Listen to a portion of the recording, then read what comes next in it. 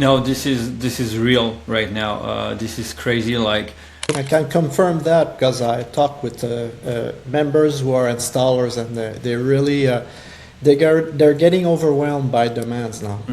we can't sleep anymore. Our clients, the solar installers, can't sleep anymore because there are so much to do. Their objective is to have in 2035 3,000 megawatts of solar installed. That means on buildings and also solar parks. If I'm a developer or an investor, for example, can I rely on this policy environment? I would say that the next 5 years.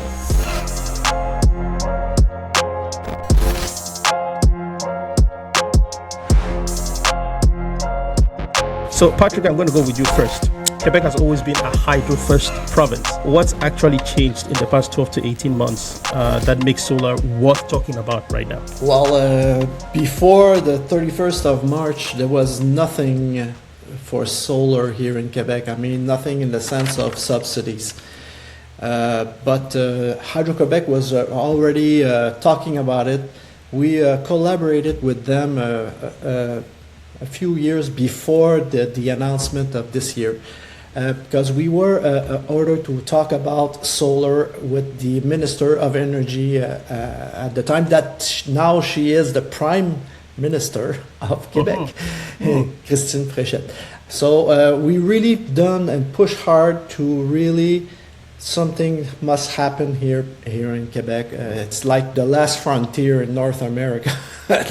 So, Floréal, are you feeling that pressure on the ground, or does it still feel early? No, this is real right now. This is crazy. Like, we can't sleep anymore. Our clients, the solar installers, can't sleep anymore because there are so much to do.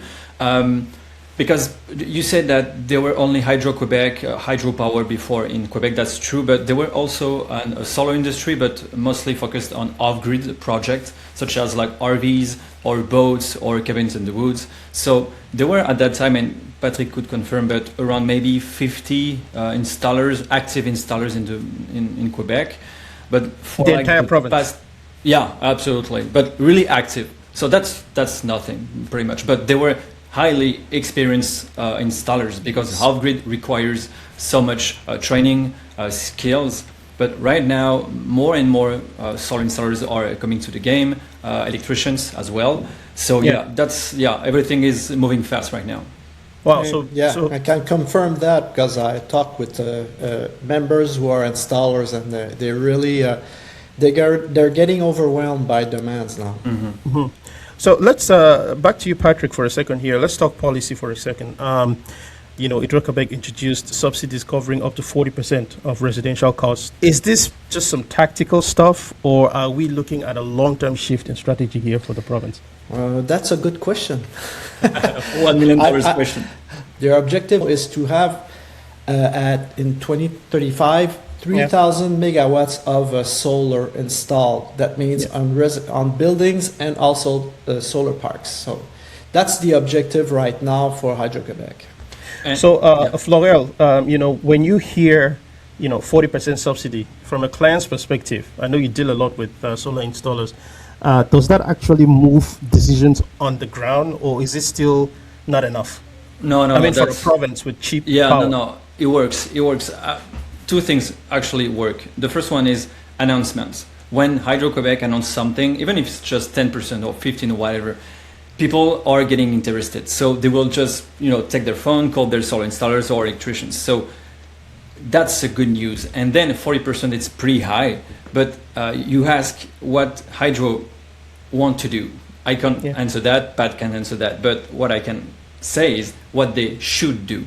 And what they should do is to maybe going to after subsidies for storage, because we've seen that for many years in Quebec. We have power outage. Our solar installers deal with residential clients, and they need backup for many hours a year. So, in my opinion, they should go to get that subsidies for storage. Of course, and we've seen that in the US, the rest of Canada, or in Europe, whatever. Subsidies have to stop one day because it's not sustainable, of course. But you don't have to stop, today for tomorrow. You have to have a real plan and a long-term plan. Yeah, So- exactly. Yeah, it could be a regressive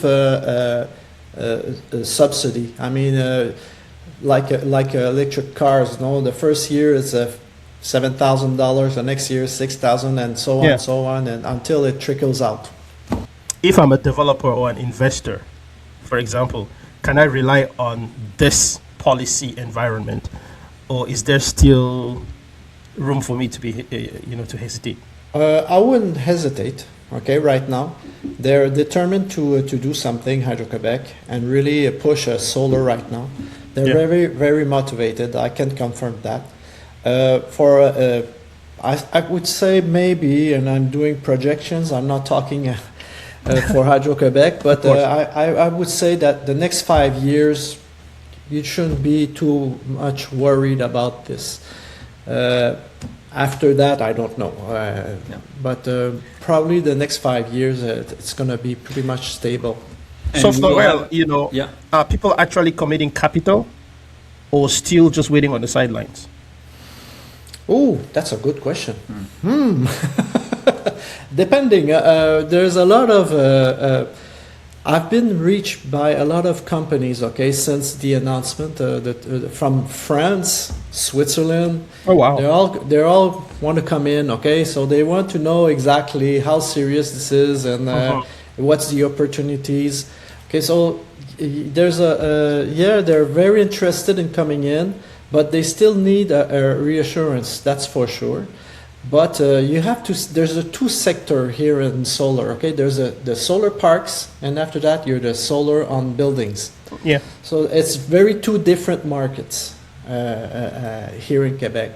The incentives are different. Okay, for one and the other. So depending of which side your company is going to, into the buildings or into the solar parks, is different. Solar parks right now, there was the call to tender of 300 megawatts that's concluded, but now they're studying all the 60 proposals, and Hydro-Québec is going to decide which one has the contract of giving out energy, selling it to Hydro-Québec. So that's not until next year, the first quarter of next year, we're gonna know who won. It's long Floréal, process. you have something to add? It's a long process. Yeah, absolutely. I think we have to keep something in mind is that by the end of the year there will be elections in Quebec, and that could change many things.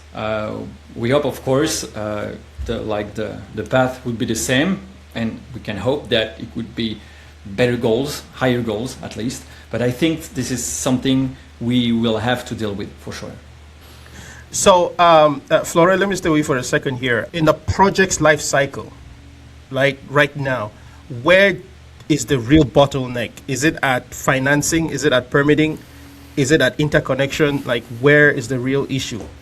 So the thing we have to see first is that for 15 years, net metering already existed in Quebec, but there were only, and Pat will confirm, but 900 projects for during 15 years. This is pretty much nothing. And so Hydro could manage that, let's say 1,000 projects. But right now, I don't know how many projects are submitting a day, but I think this is pretty huge. And what we see is the man's force. Like the solar installers, they need people first to size the project, to manage the project, to sell, to install, of course. So for me, that will be the bottleneck. But then I think the first clients will be the one that can afford going solar without getting any money from the bank or whatever. Of course, it will come.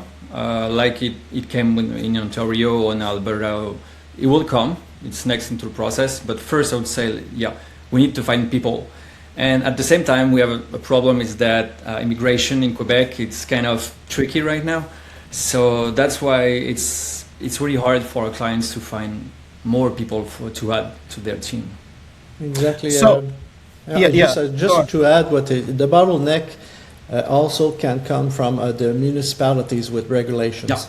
Also, that probably is going to happen at some places. And for just to make a correction, net metering started in 2006, so it's 20 years this year.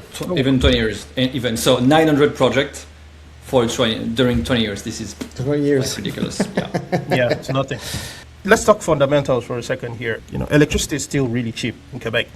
So what's the real value proposition here for a homeowner or for a company or for a business? The real value, well, depending of your views of why you're doing solar, it's different from one person to another. Yeah. Okay, some people they just want to pay less hydro. Okay, that's their obsession, and always telling them you're already paying less. Yeah. Why you want to do You solar? have the cheapest electricity in the world. Why do you need more? Yeah. I'm always challenging people like that. Well, anyway, that's the one, the profile. The other one is for the environment. I want to do something, and the other one is I want to do something. I want to participate into the production of electricity and solar. For the first time in humanity, you can produce your own electricity without doing noise pollution or anything. Okay, this is big. With that, then I would ask you, what are clients, like your clients, buying into? Is it cost savings? Is it energy independence, which might be the case? I'd say, yeah, of course, being able to, if you had storage, of course, being able to, face any outage you can during some hours a year. Giving values to your house as well. I mean, you have a house and you put solar panels on it, depending, of course, of the power you can install. You can add that value to your house. And yeah, getting your bill less expensive than the previous year. And the next year, electricity will go up. That's they said that. It's official. So the more that energy will cost, the more solar will be affordable. So yeah. Yeah. Yeah. So, and I also think, and I'd like our listeners to, or our audience to also understand that this is mostly the question about value that we've just been discussing is mostly homeowner focused, because when it comes to businesses, it's different. Solar is solar. Even if you're getting the power from hydro, coal, whatever, when you're a business owner, your bill is big. So even if it's hydro and it's the cheapest ever, if you do solar, the less that line item that has energy on it, the better for your bottom line. So when it comes to businesses, it makes sense. Solar makes sense no matter how, even if you're paying $100 as a business owner, right? So plus the space on the roof and things like that.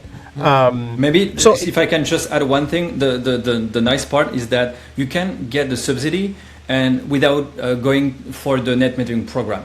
You just need to be connected to the grid. So you don't need to, ask for the net metering program. So for CNI, for example, you can just go for it because you will know that you will consume everything you produce on your rooftop. Exactly. Patrick, you want to say something? Yeah, well, the Floréal is you put the point of for the commercial side. You can receive the incentives, and without being in net metering, as long as you're connected to the grid, and also you have the tax credit, income tax credit from the federal government up to 30% that you can use also. Okay, and when you have a very high demand of electricity, a surge of demand, okay, the cost of your kilowatt hour really goes up at hydro. Yeah. So using using solar is gonna keep it down, and you're gonna save on that also. So there's a lot of advantage for the commercial side of it. Yeah. I think the big takeaway is solar in Quebec isn't theoretical anymore, but it's also not fully proven yet. Policy is moving, demand is starting, but execution and economics still need to line up. Thank you. Thank you, Derick.